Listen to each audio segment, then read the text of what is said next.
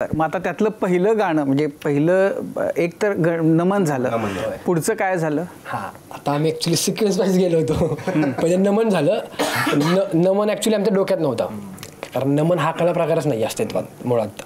म्हणजे खूप लोक नमन जाऊन सर्च करतील, आपण जो नमन करतो तसं अस्तित्वात नाही आहे. आम्ही म्हटलं की सुरुवातीला आपण काय करूया की रामकृष्णांनी छान पंचपदी सुरू करू आणि नंतर मग आख्यानात घालू.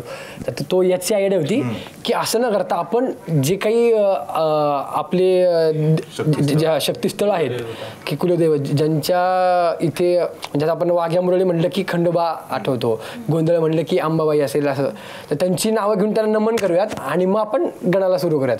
तर पहिलं नमन झालं, मग गण झालं आणि मग डायरेक्टली शेवटी आपलं भैरवी झाली आणि मध्ये सगळं ब्लँक होतं, मध्ये काही झालं नाही.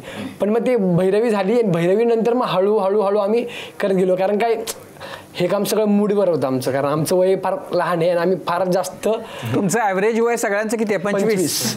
सगळ्यात लहान कोण आहे? सगळ्यात लहान अर्णव आणि विश्वा. किती वय आहे? 18. अरे असं म्हणजे आता संज्ञान झाले. आता परवाच लायसन आले.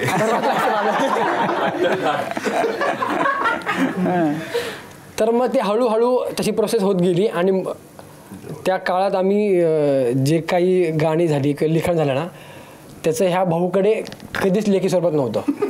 हा काय करायचा, हा चला या कॉफी प्यायला बसत पहाटे 3 वाजता, कुठेतरी कट्टा पकडायचा, बसायचो आणि पेपर कुठेतरी असं पडलेला, घेरे हा घ्या गण आणि जावा. म्हणजे हा खूप मोठी लिखाणाबाबतीत, पण त्याचा खूप जास्त अभ्यास आहे आणि आमच्या सगळ्यांमध्ये जास्त अभ्यास त्याचा आहे आणि आम्हाला खूप जास्त उपयोग झाला त्याचा अभ्यासाचा.